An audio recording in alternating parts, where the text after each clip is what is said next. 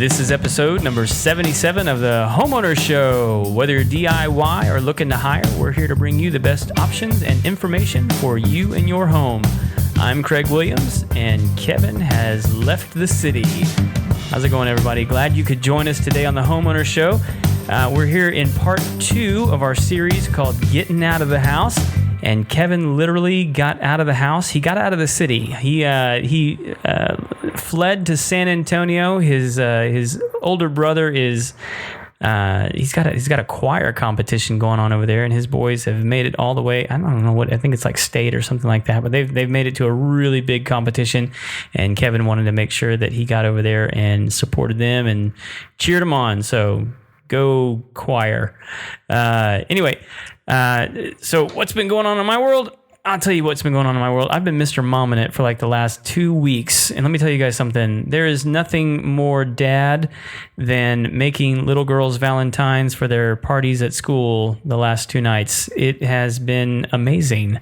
I have stapled bags of M&Ms to little narwhal Valentines and kitty cat mermaids. So it's about the manliest thing I've ever done. It was really something special. But let me tell you guys something else that I experienced today that I thought was just really interesting. We in my business, we had some customers reach out to us because they wanted to support us and vote for us in this local competition for it's an online business directory that they have in this area that near us called the Woodlands, and so we had some folks reach out to us, say, hey, we'd love to vote for you on this thing. Could you please, get listed on there? So I said, no problem. We'll see what we can do. So we reached out to the website and we, signed up for their directory and everything. And I got a phone call from the people that run the website today that said, hey, we got your submission today for the website. We'd be happy to get you on the page. Unfortunately, you guys, your business physical address is just outside of our service area, so we're not going to be able to put you on the directory unless you'd like to pay the $500 fee to be added to the directory. And I'm like, no, I'm not paying $500 to be added to this directory. I mean, I had people ask me to join your directory so that they could support us and, vote for us as the best, whatever pest control company in the area. No, I'm not paying $500 to join this directory. And he goes, well, would you be willing to pay $300? And I'm like, if I'm not willing to pay $500, I'm not willing to pay $300 to join this directory. I was doing just fine before the directory. I'm going to continue to do great without the directory. No, we're going to carry on. Thank you. He goes, well, I can add you for free to this other directory that's in your area. And I'm like, well, do whatever you want. I don't care. There's no reason. I don't understand. And the whole thing is we take care of a lot of customers in their area. And, those people were like, hey, we see this contest going on. We'd like to vote for you. And it's like, well, why wouldn't you want to list businesses that actually service the people in the area that you're trying to provide the directory for? And the other thing is it's sort of the mantra for this entire show. Because again, if you're listening to this show, you're not having to pay a fee for this show. And the reason for that is we believe that the content that we provide is valuable enough that you're going to want to listen to it and that you're going to want to hear from the people that want to sponsor this show. So we feel that because the content is good enough, we don't need to charge anything for you to be a part of it. So it was just a bizarre experience. And I know those things are out there and they exist. And it was sort of like being asked to be in the Who's Who directory when I was in college. It was just really kind of silly. So anyway, part 2 of Getting Out of the House, this travel series that we've got. Last week, we discussed all things cruises. So this week, we have my good friend Heidi in the studio to talk about some travel issues that you probably have not thought of before. And I'm really excited to bring you guys this information. Heidi, how you doing? Pretty good, Craig. Thanks for having me. And it is an absolute pleasure to have you in studio and to be talking about all things travel. So just right up front, you are a travel agent. Yes. So just give everybody a quick bio. You're a travel agent. Who are you with? So I'm now with NHS Voyages, LLC, and I am a special needs certified travel advocate. Okay. Now, special needs travel advocate. For those that may not know, what is that? So that basically means that I have been tested on a skill level so that I can help those that have somebody traveling them with them that has special needs, whether it be wheelchair bound, hearing impaired, vision impaired, or any other kind of needs that they may need. You want to get with somebody as a travel advisor who has taken tests and learned about the different equipment and the different ways that you can travel and still have a fun and successful vacation with your family, your friends, and your loved ones. Right. And I want to get into all the details of that here in just a little bit. But before we do that, I mean, you and I have been talking for a while now. And, yes. And because we've been talking about doing this episode for a while, and there's reasons because like I love your story, right? I love the whole reason that you do this because you just didn't like roll out of bed one day and you're like, you know what, I want to do special needs travel. Right. I mean, like this, you know, like this is actually a passion of yours that like you really want to help families who are dealing with these issues have a better travel experience. And why is it that you want to do that? Well, so my son was born with cerebral palsy, which has kept him bound to a wheelchair. He can't speak very well. We have devices for him to be able to speak. And when we go places, his movement is also limited. So with the wheelchair, we have to be able to figure out how are we going to get him transferred onto the cruise ship or get him at the airport, be able to get his wheelchair taken apart to get it on the airplane. What accessible options are there? Because when you're traveling with a child like that, you can't just jump into a taxi cab and say, hey, you know, I can take this to my destination. And you can't go into a room that doesn't have a width to fit that wheelchair into. So we just constantly were always having to do a ton of research. And sometimes we would overpack because, you know, it's what do we take? What do we not need to take? Oh my gosh, yeah. So, you know, we would go on these trips. And a lot of times if we were doing something in state, our truck would be so overloaded that when we would get somewhere, it's like you're unloading half your house.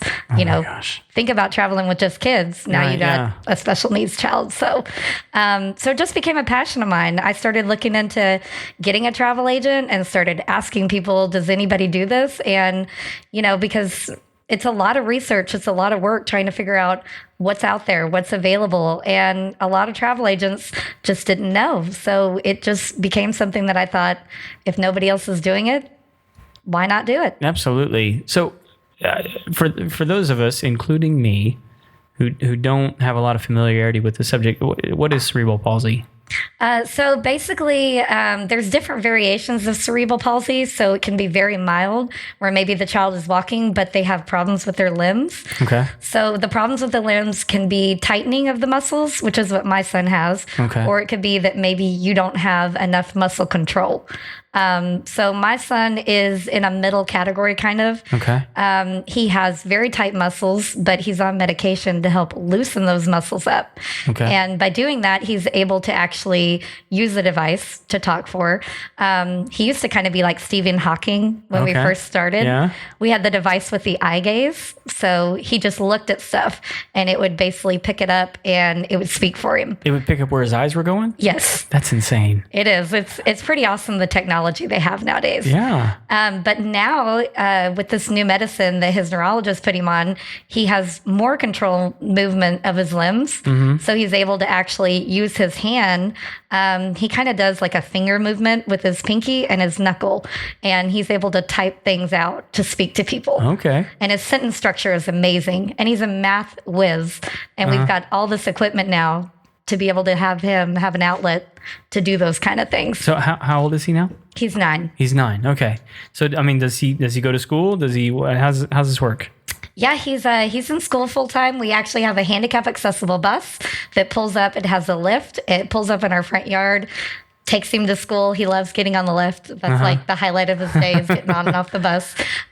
He has an aide that works with him full time throughout the day because, you know, he can't unload his backpack. He can't use scissors. He can't write things down on the piece of paper like they need him to. So the school has been just amazing with us. And he's in a regular class.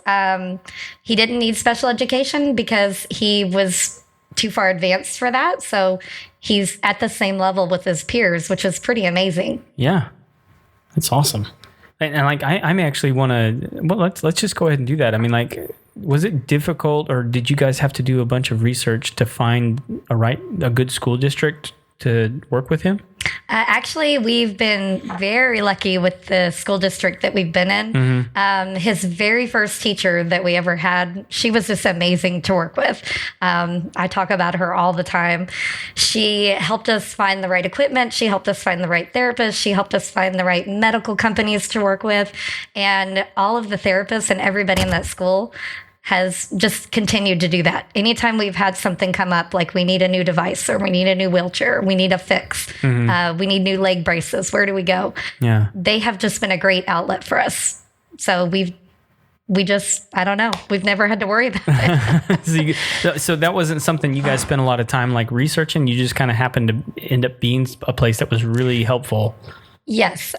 So we live in my husband's house that used to be his grandma's. So that was kind of like our place. And we actually remodeled our bathroom to be fully ADA accessible. So accessibility has always been a big thing. And we're huge advocates for our son. So we're always looking into ways to make sure that he has every ability to do the best that he can do to be successful in life. So you have to be an advocate no matter what school district you're in. There are laws set up to say that the school district has to abide by certain things to make your child more successful, no matter what the special need is. Yeah. Now I'll tell you, when we the house that we're in now, when we bought it, you know, and people that listen to the show just know that like my house has gone through all sorts of transformations and remodelings, and it's just weird. But like one of the things that we noticed when we moved is the downstairs is. And that's where our master is, and the master bath and all this kind of stuff. And I kept walking through it like, why are these doors so wide? Why are there so many handrails everywhere? What is this? And like we kept finding stuff. I'm like, why is it like this?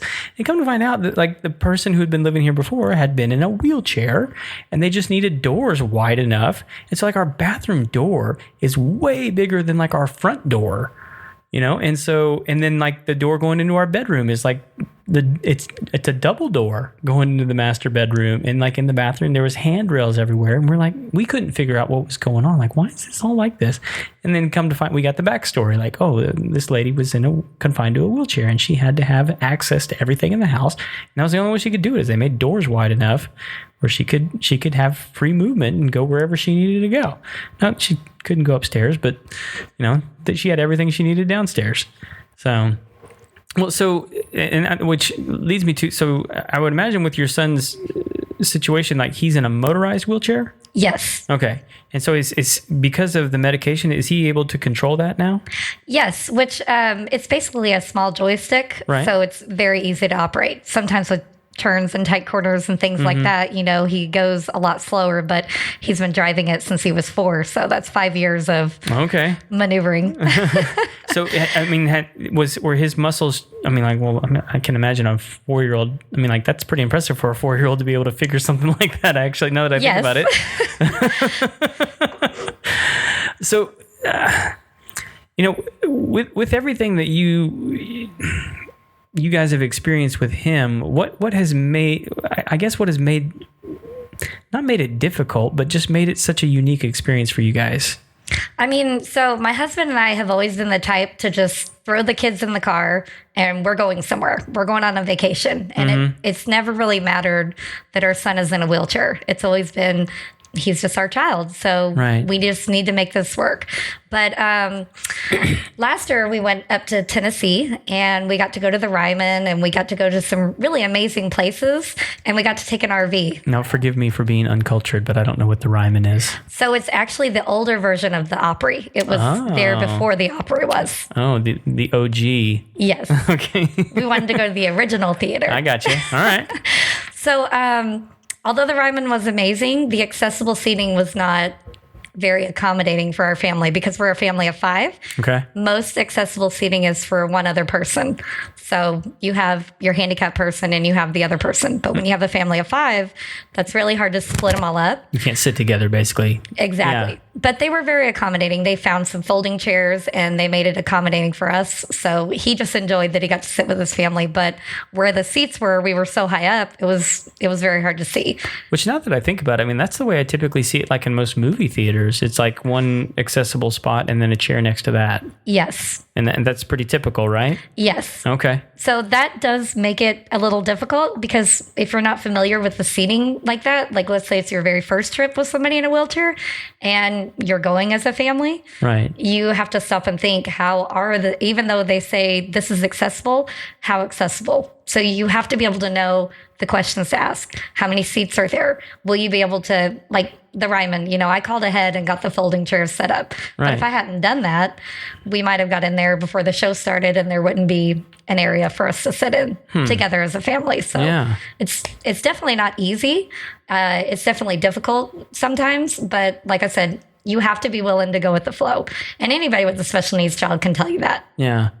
Well, and with your son, I mean, being as bright as he is, I mean, is it a source of frustration for him sometimes to go places and it not be, as accessible as it maybe ought to be? No, because we always make it fun. Yeah. So I don't think he sees much difference because we're always sitting next to him. And that's our big thing.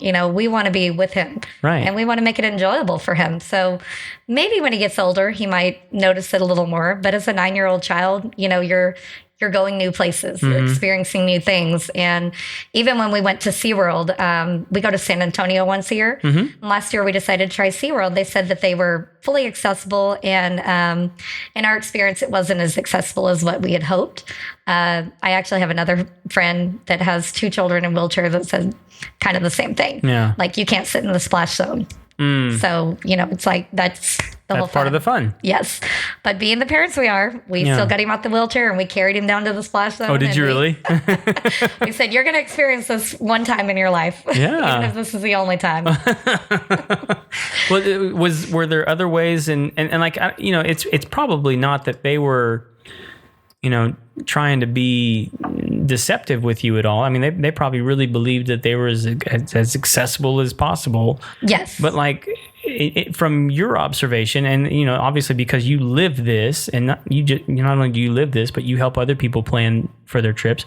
What were some other ways in which they weren't as prepared as maybe they ought to be? Well, I mean, and we're not trying to like slam SeaWorld here, but like this is just helpful information for people, I think. Yeah, I mean, they were accommodating in a sense that anytime you wanted to go on a ride, they would make the ride more accessible. Like they would let me take the wheelchair up, they would take the wheelchair out. It was mostly the seating, which that's hard because you have these large tanks and you don't really have a way to put an elevator in there.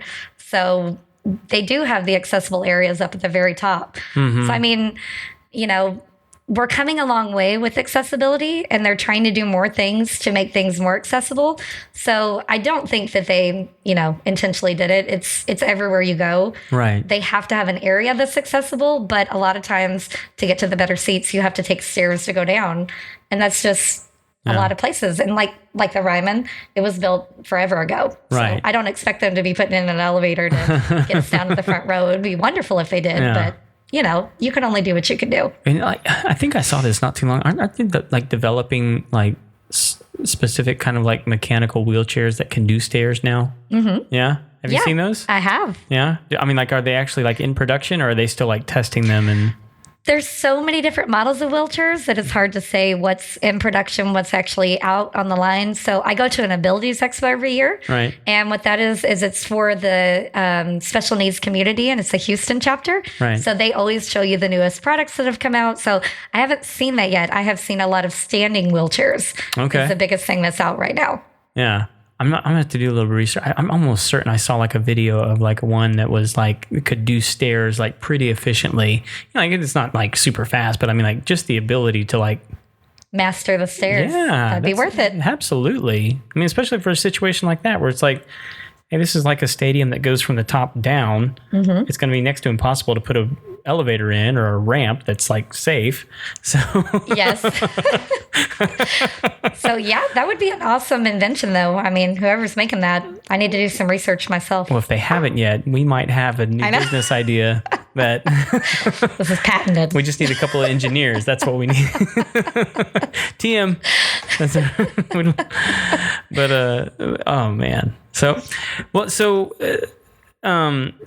what's a So have you been doing travel the whole time since your son was born? No, I actually recently started doing travel. You recently started doing that. So what was sort of the catalyst for getting that going? Well, like I said, my husband and me love to travel. We love to take trips with our family. Yeah. But working full time, taking care of a family, trying to do research, trying to make all these phone calls, what's accessible, what's not. I actually had a gentleman that was a travel agent that asked me if I needed help with some bookings. And I said, well, yeah, I've got a handicapped child.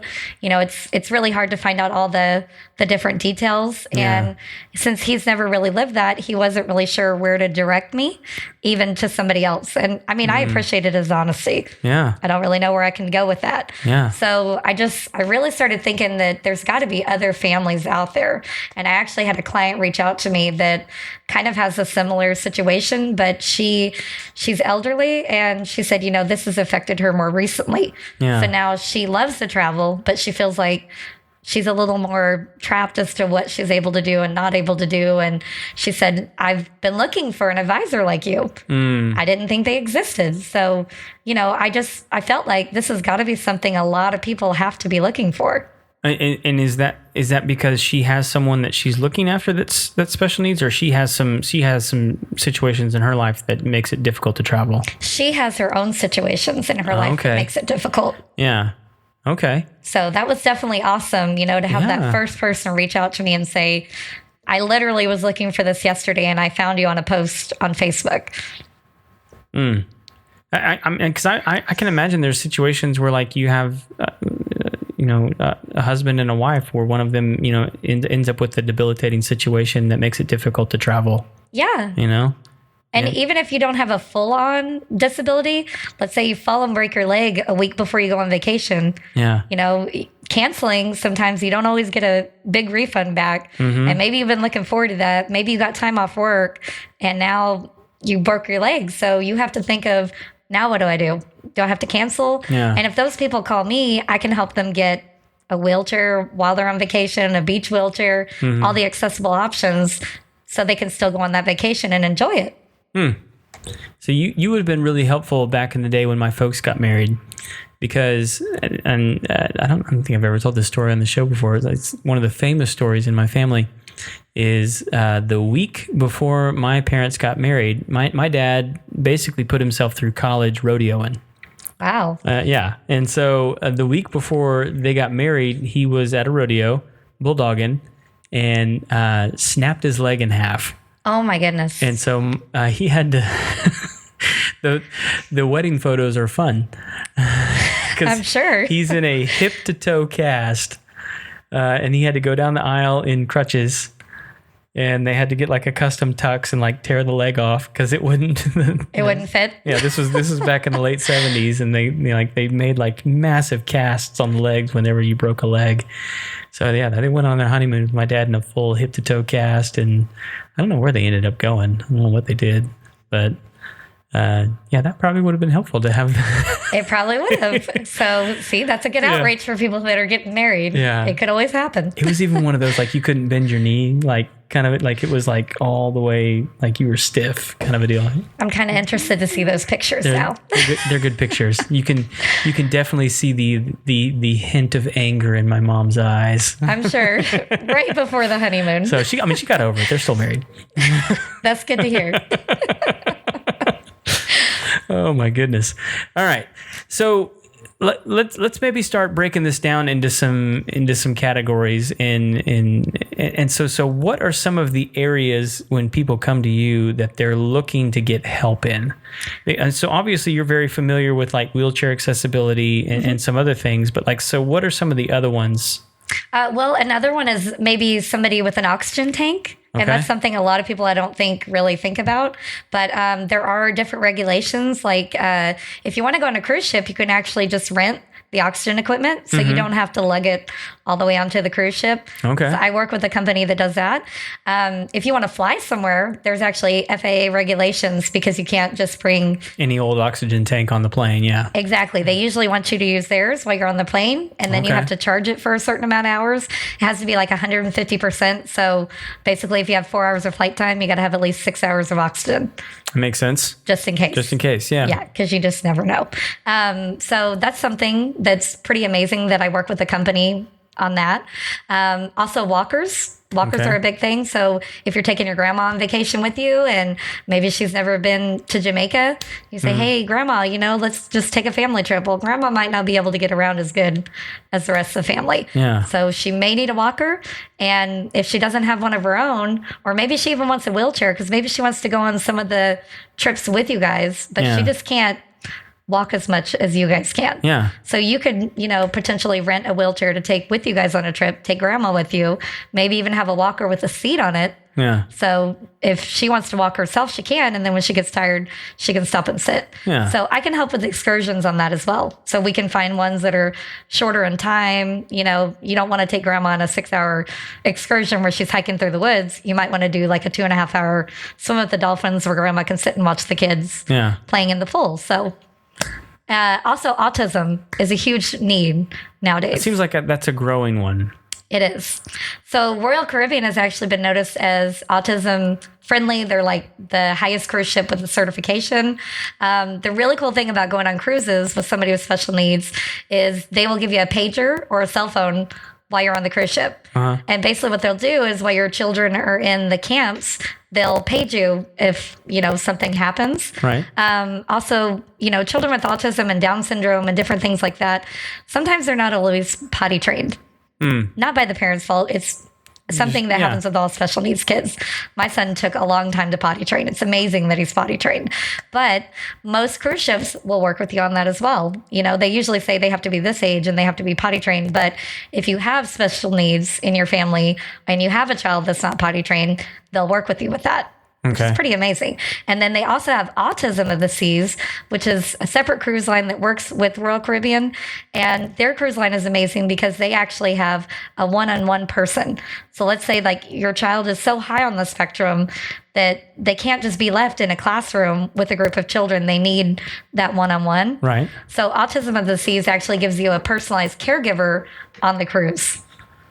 So, I mean, for those that don't know or haven't, had any experience with anyone with autism, why is it that they might need a separate boat or a set aside cruise for them to go on? Sure. Well, most kids on the autism spectrum, they have problems with light. They have problems with sound.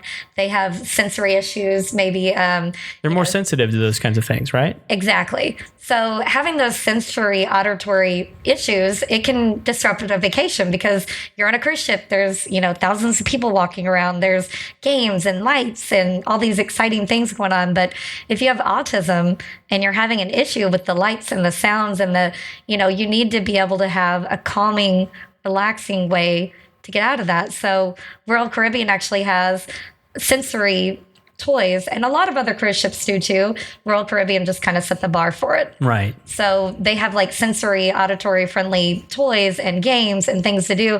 So if your child is in that situation and they're having one of their symptoms where it's getting to be too much, these certified nannies are able to stop and help that child to get out of that zone that they're in. Wow. And help them come around from that. So it's a pretty amazing thing. Sandals and beaches are also some amazing places in the Caribbean that they actually have all of their nannies and all of their staff are trained to handle that. And they also provide one-on-one care. So if somebody's looking for an all-inclusive option, and the difference with Sandals and beaches, because they're under the same roof, they're all Sandals, but Sandals is adults only and beaches allows children. Okay. So if somebody's going somewhere with just adults, Sandals would be the... So, and real quick, for those that don't know, what is Sandals and Beaches? I mean, like you said, all-inclusive, but what are they? They're 5-star luxury all-inclusive resorts in the Caribbean. Okay. So, like, you fly there and everything's included. You can get butler service. You can get free scuba diving lessons. They have kids' day out programs where you can, once again, put your children into those camps. And then they also have a separate one-on-one same thing like the cruise lines, if you need a little more one-on-one attention, Yeah. they have an hourly rate where you can get some one-on-one. So you can kind of get a break too. Because as parents with special needs, anybody will tell you this, it's hard enough being a parent of children, but having a special needs child always puts that little bit of extra on there. Yeah. So you need that break. And the fact that these cruise lines and these all-inclusive places are willing to give parents that needed break and find ways to make it more inclusive and make you feel more like you're on vacation. Yeah. That's just a dream to parents with special needs. I mean, it's incredible that this is something. It's not just that it's incredible that they're thinking about that, because I mean, like you don't think of it as being a large market. Yes. Of people, right? And so like they don't necessarily have to be doing this. Right. But they're doing it because it seems like they genuinely care about people having a good experience no matter what their situation is. Exactly. Which I mean that's good business right there. It is, and there's a lot of places statewide. I mean, there's places all around the world. These are just like the top that are setting the bar. Mm-hmm. But like here in Texas, in San Antonio, there's an amazing place called Morgan's Wonderland. Okay. The guy that started that, his daughter had severe special needs, and everywhere he took her, he didn't ever feel like that there was really a place for her. So he wanted to design a place that was inclusive for everyone. He has the only water park in the world for wheelchair users. You can actually trade out your wheelchair and get either another power wheelchair or one of their wheelchairs, get it wet, play all day. Everything's accessible. It's pretty awesome. Yeah. Wheelchair accessible rides. Every ride in there you can drive your wheelchair onto. And it's also set for autism, because another thing with having somebody with autism is they don't do as well with large crowds. Right. So it's set up so they don't take more than 75 visitors a day. So if anybody ever wants to go there, you need to buy your tickets early before you actually... So I imagine he fills up pretty quick. Yes. He fills up pretty quick because, having those needs met. I actually read a story because they have wheelchair swings, which is like you can take your wheelchair, kind of clamp it in, and you can swing in your wheelchair. And there was a man that he had never swung on a swing in his life, and he got to experience that. People fly from all over the world to go to that park. It's the only one in the world that's fully accessible. And they cater so much. There's even a water park in there that has warm water. So if your child's sensitive to cold water, they can just be in that one area. It's amazing. How long has this place been around?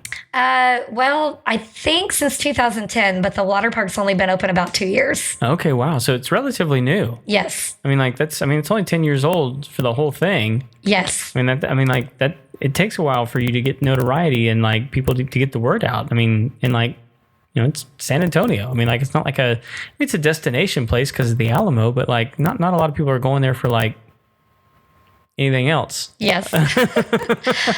It's just an amazing place. And what's it called again? It's called Morgan's Wonderland. Okay. I'll have to link that up in the show notes. That's a cool one. Yeah, because the other thing is most people who have an autistic child know that their diet is very, that's crucial. You have to keep their diet a certain way. Okay. They allow you to bring all your own food in. Okay. So you don't have to worry about going to that park and you can bring in whatever you need. Whatever you need. You can even go out and come back in. They allow you to kind of go in and out. They give you like a bracelet. So you walk out, you go get your food, go get your ice chest, come back in, sit down at the picnic tables, eat your lunch, take it back out, go back and enjoy the rest of the day. That's incredible. It's amazing. Well, Heidi, one of the other things that's amazing is our new show sponsor, Paul the Plumber. Paul the Plumber, taking care of all your plumbing needs. If you need a good plumber, you can reach out to Paul at 832-521-3252, or you can reach out to Deborah, who handles all of their scheduling, Deborah at paultheplumberllc.com. I know they're always happy to hear from you guys and looking forward to taking care of all of your plumbing needs. I have to tell you guys, I was on Facebook the other day, and I actually saw a post from Paul, and one of their guys, there was a job that just this house needed the water line fixed, and it was such a complicated job that they were having to literally bring in lights to get down in this hole to fix the water main line so that these people could have water in their house again. It was just so cool to see a company that was so committed to taking care of their customers that they were willing to work well into the night to make sure that these folks were taken care of.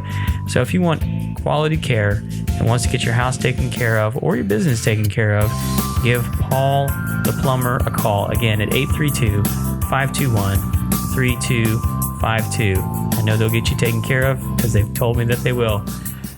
Heidi, what are some of the unique places that are doing some interesting things for special needs families? Well, I mean, Sandals and Beaches are doing some amazing things with the one-on-one nanny time. Yeah, pull that right in front of you right there. Oh, I'm sorry about that. There you go. And then, of course, the cruise lines are doing it with the pagers and the cell phones for the parents to be able to leave their children and go do kind of their own thing. I know we talked a little bit about that, but there are other places. I know London is a great city to go to. It's really accessible. It's autism friendly. Mesa, Arizona was actually named as one of the most certified autism cities in the world to go see. Right. You're outside most of the time when you're there. So, I mean, of course, it's sensory friendly. Yeah. So, anytime you're outside, it's sensory friendly for everybody. Exactly. Yeah. And so going outdoors, like national parks, they have like these amazing little, every national park that you go to has some kind of badges or things that you can get. So you can go to almost any national park. They usually have tons of accessibility. Your kids are going to love it if they got any kind of sensory issues because they're outside, they're exploring. They have to do little things like, find the red birds that are out here, count how many you see. They give them a map. They give them, specific things to do. So if you're an RVer, that's a great way to get out and see the world with your kids that have special needs. Yeah. Do they make RVs that are, I would imagine they do, that are wheelchair accessible? They do. They're actually, I actually used to work for the RV industry. Really? Yes. So I did see before I left there that they were coming out with the ramps that actually come down and make it fully handicap accessible. While I was there, they actually had one that was one of the units in the shop that was being worked on. And it was huge. I don't know if you've ever seen the inside of the RVs. I have, yeah. So you know how some of them are just real fancy, very magnificent. I mean, absolutely, yeah. And then you know how you were talking about your doorways, how wide they were, and so just imagine this amazing, magnificent bus on wheels, only a little bit larger on the inside because it's more accessible. So is this a motor coach or an RV? It's a motor coach, but still an RV. I mean, recreational vehicle. Right. Yeah. I know the lingo is kind of weird when you first start learning it. Well, because for me, when you say RV, I think trailer. Yes, and then, travel trailer. Right. And then when you say anything else to me is a motor coach because it's got, that thing you can drive. Yes. Yeah. And the seats are even accessible. I mean, it's just amazing what they're coming out with now. So it's a pretty amazing world. Yeah. Well, and this may be a little off topic, but it's something I'm actually kind of interested in. Do you think that with the way things are going with cars right now, that it's going to be more accessible for people in wheelchairs and special needs to actually get transportation independently? Oh, yeah. I mean, nowadays they have those vehicles that drive themselves. Right, yeah. So my husband and I actually talked about, wouldn't it be amazing if our son can't use his legs to operate the brake and the gas pedal because he's got very stiff muscles. It may not be medically okay for him to ever drive, but if he had a vehicle that could drive him wherever he wanted to go, right, like that, like the DoorDash, I think, delivery or whatever it is. Is that what it is? DoorDash does do food delivery, yeah. But don't they have the car that does the food that drives itself? Oh, I think they're coming out with one. I saw an article about a delivery service that's introducing a self-driving car. Yes. But it's not going to be. It's going to be unmanned.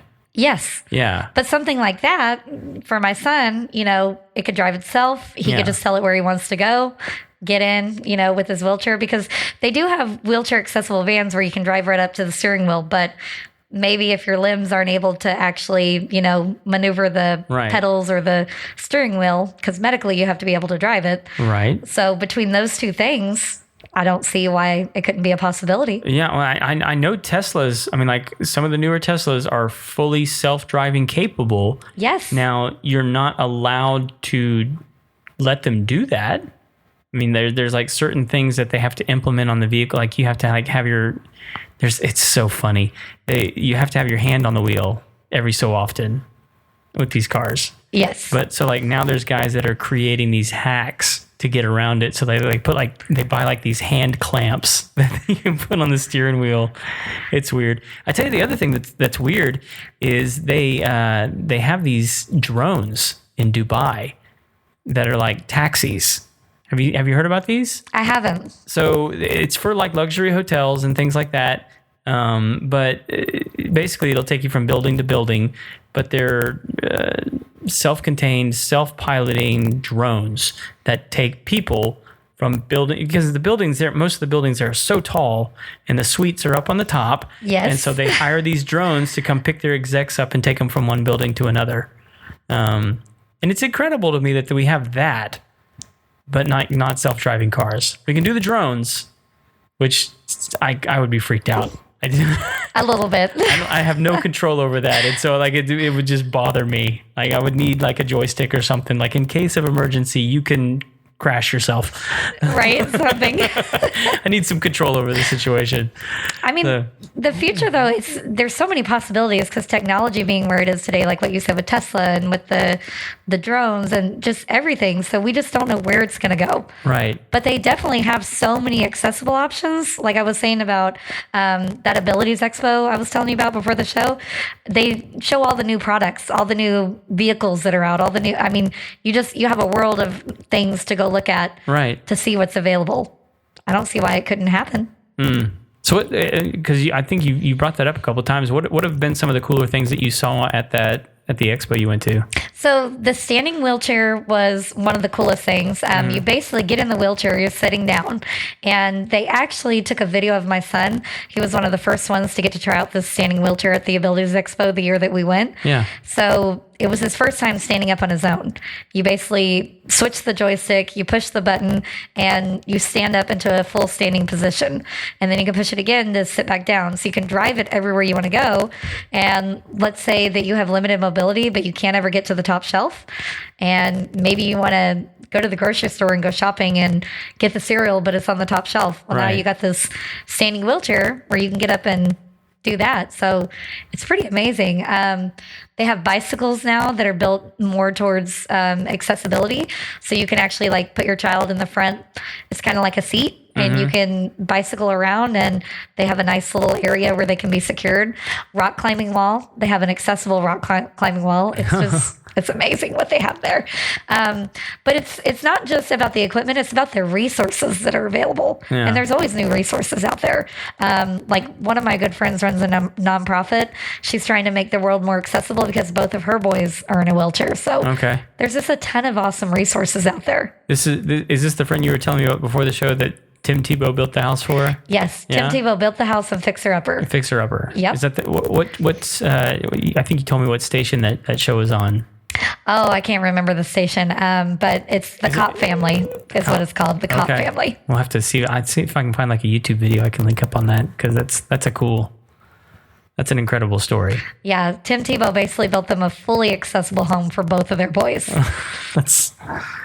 So, and I think what you were telling me about that is like she had the first child and they're like, this is just like a rare anomaly that, never happens to anybody twice. And then sure enough, here it came again. Yes. Right?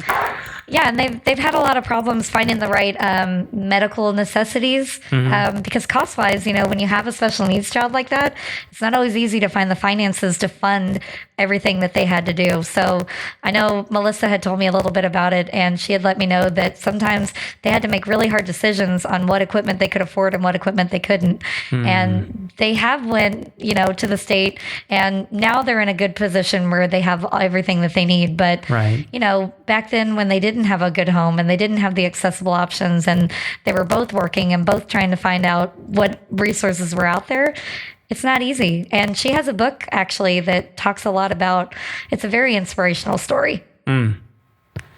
So one of the other things I wanted to make sure and talk about before we wrap things up is you've gone through quite a bit of training in order to have like there's like certifications that you have now, right? Yes. In order to help families out with special needs. Yes. So tell us a little bit about that, because I mean, like, you should be proud. I am. Right? that you've got this now, because like I think it probably gives you a little bit more knowledge and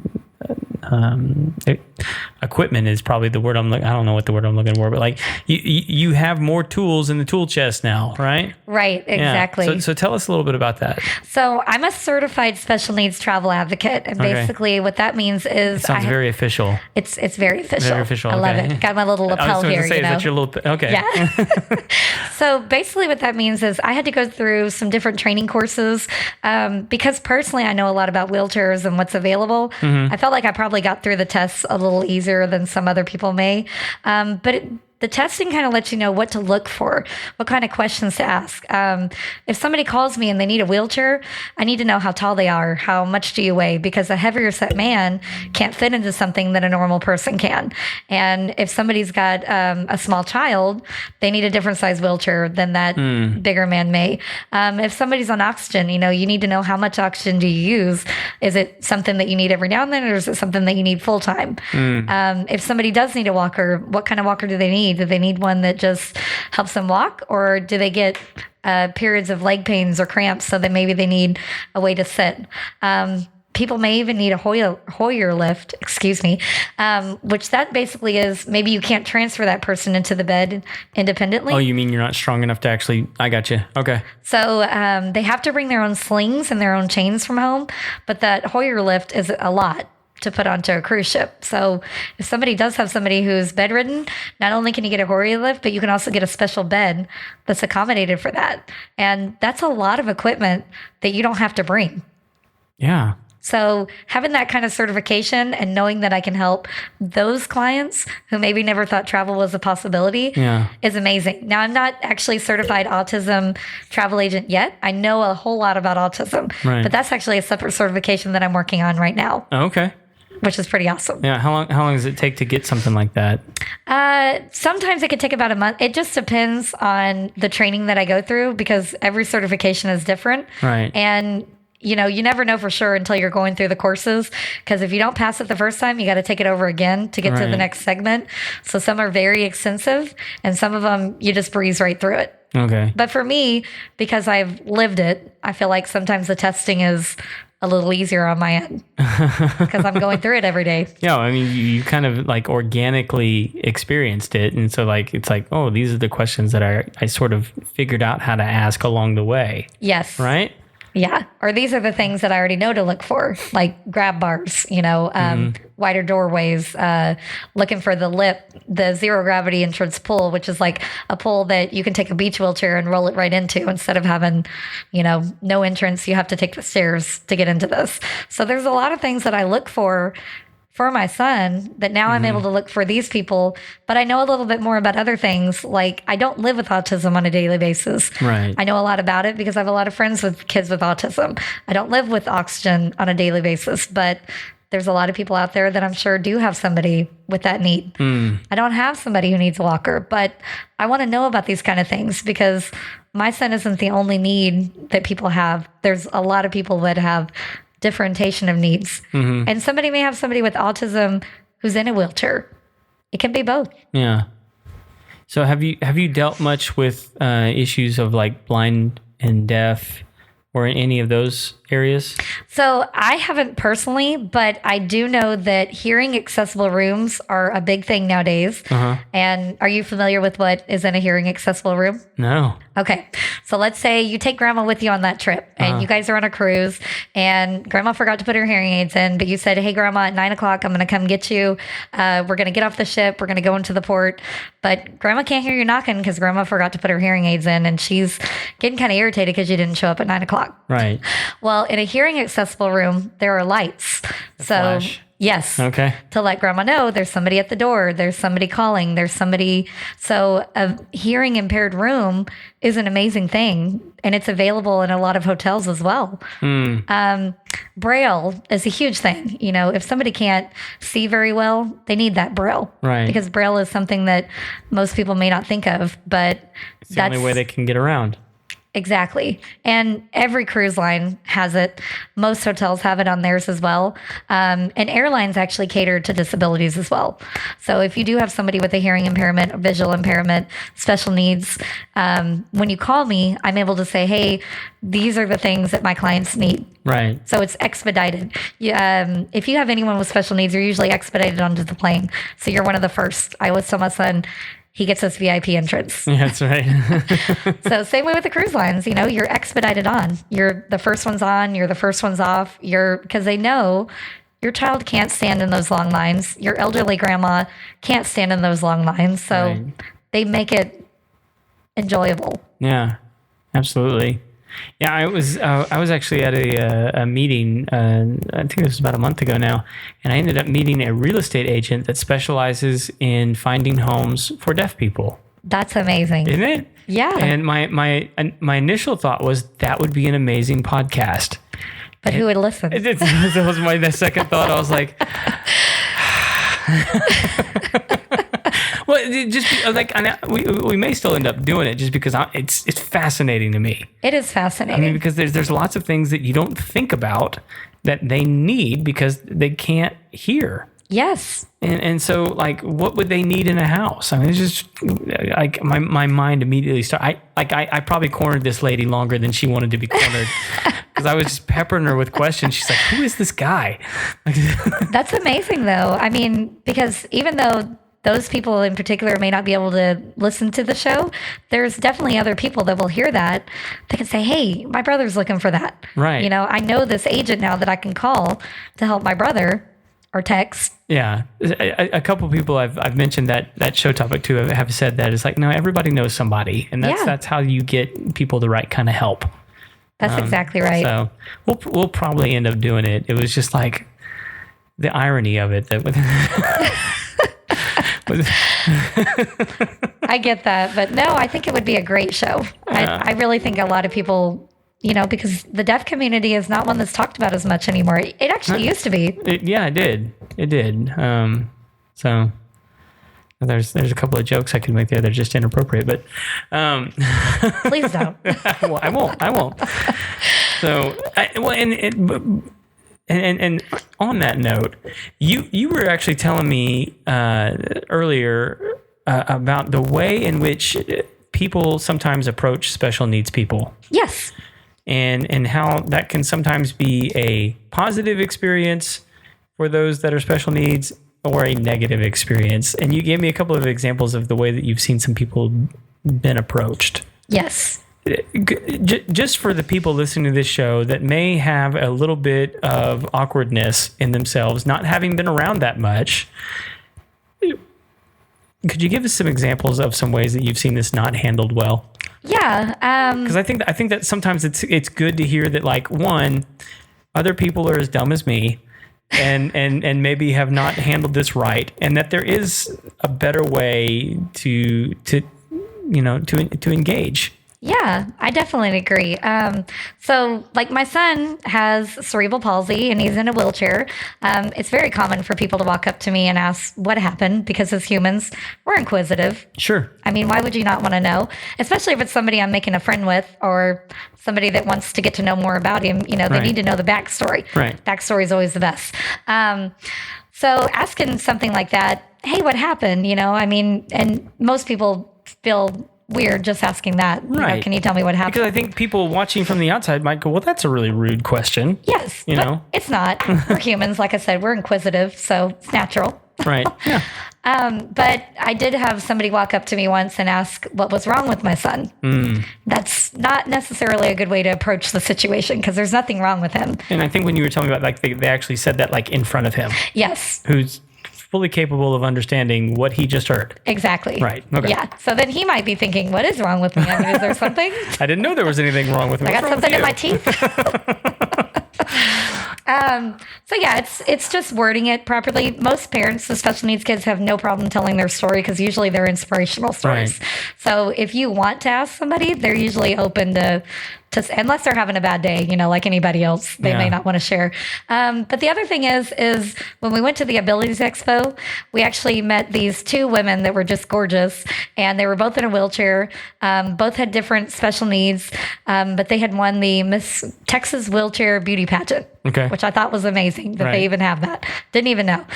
So, of course, I wanted my son to get his picture done with them because, these are beauty queens. You need your picture with them. Yeah. So he got his picture done, and we were standing there talking to him, and a lady walked by, and, unbeknownst to her, she really downplayed what they were doing and started saying, "Oh my gosh, that's so cute. I can't," and talking to them like they were children.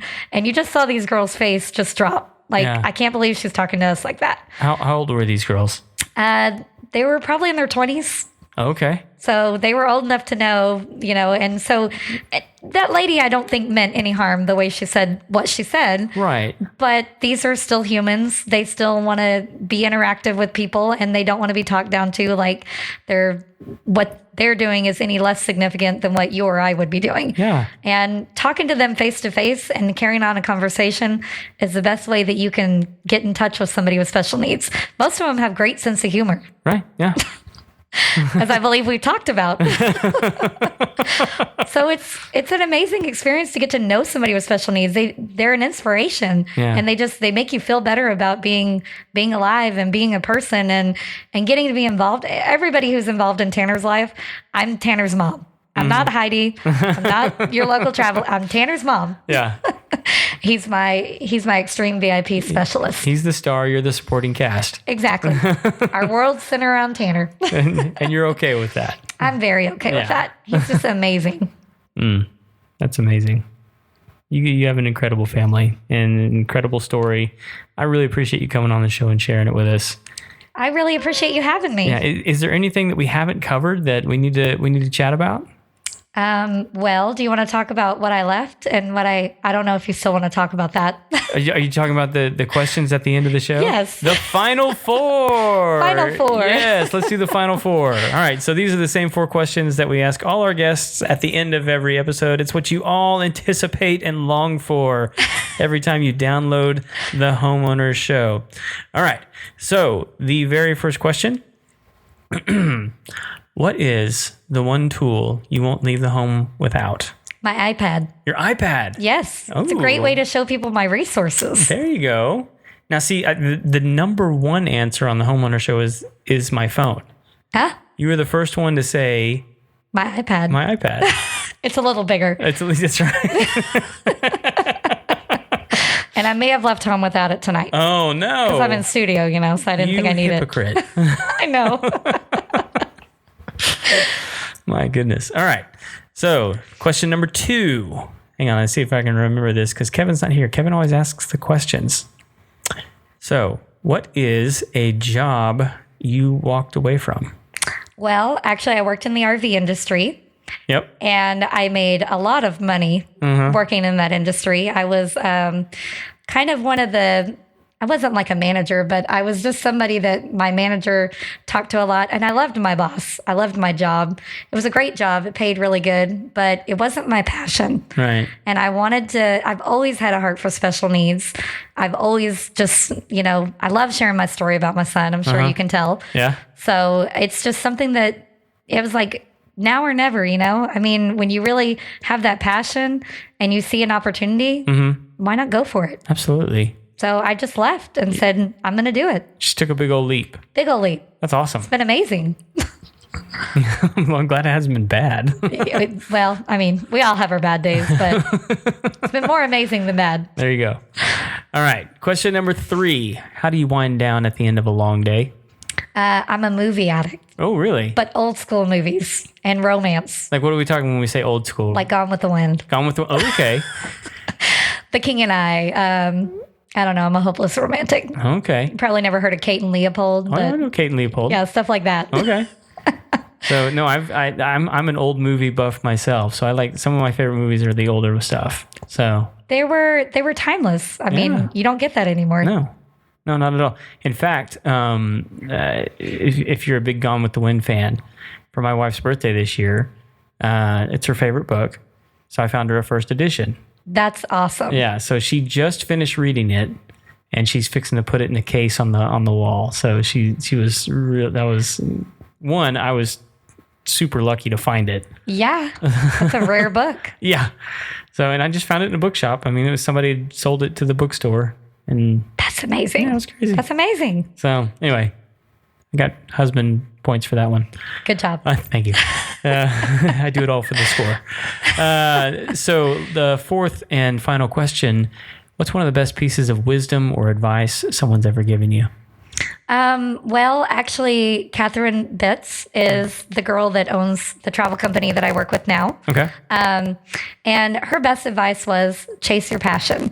So I do special needs and I do I dabble in a little bit of other travel. Mm-hmm. Most people who book with me that aren't special needs, they're supporting what I do. Right. But her best piece of advice was chase your passion. Yeah. Stop everything else. Just do that. Put all your chips right over there. And it was a great idea. I mean, I've had everybody that's reached out to me that's had some kind of special need. I've loved it. And I'm like, if I could pick anything, that would be where I would be. Yeah. And so she said, well, let's stop everything else and go there. Mm. It was a great advice. Yeah. Well, I mean, and I hope a lot of people listen to this show. I mean, like, I didn't even realize until I met you that was an area of need in the travel industry. You know, like I would... One, because it's not my life experience, right? Right. And so, like, but now that like I'm talking to you, we're doing this show, and you and I have had several conversations. It's like, well, of course this needs to happen. Of course this needs to be a position. Of course this person needs to exist in order to help these people, because like they need good vacations too. Yeah. And you know, people who are helping regular people don't know how to help people like that. No, especially like if you're not living it or you don't see it. Like right. like what you said, you don't know it exists.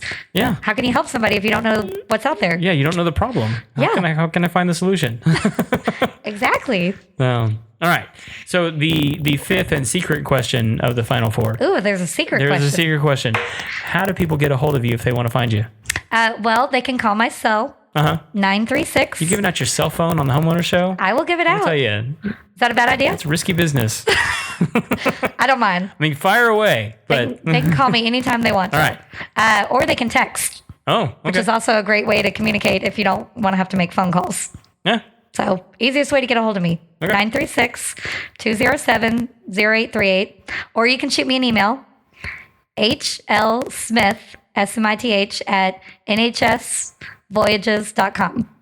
There you go. You can also check out my Facebook page, which is NHS Voyages for Special Needs. Okay. Are you just on Facebook or are you anywhere else?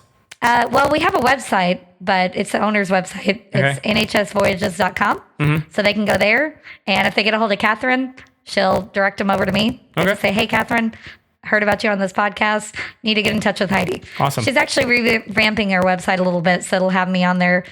She just put together an amazing team. So it's a local travel agency out of the Woodlands. Okay. And Catherine's she's amazing. I mean, I've never met anybody like her before. Awesome. We'll link all that up in the show notes and make sure everybody gets a hold of that. Anything else before we call it a night? I mean, unless you have another secret question. I don't have any more secret questions. I kept that one close to the vest. You did. You did a great job. Well, thank you guys so much for joining us this week. We are glad that you could be with us here on the Homeowner Show. If you have not yet, go ahead and hit the subscribe button there. Leave us a review, comments, Facebook follows, Instagram follows. You can reach out to us on Twitter, but we probably won't respond. Any way that you can connect with us, we'd be glad to hear from you. You can always reach us at info@homeownershow.com. And we are here every Tuesday bringing you guys the best information about owning your home, and this week about how to travel away from it. So until then, we'll see you next time. Bye.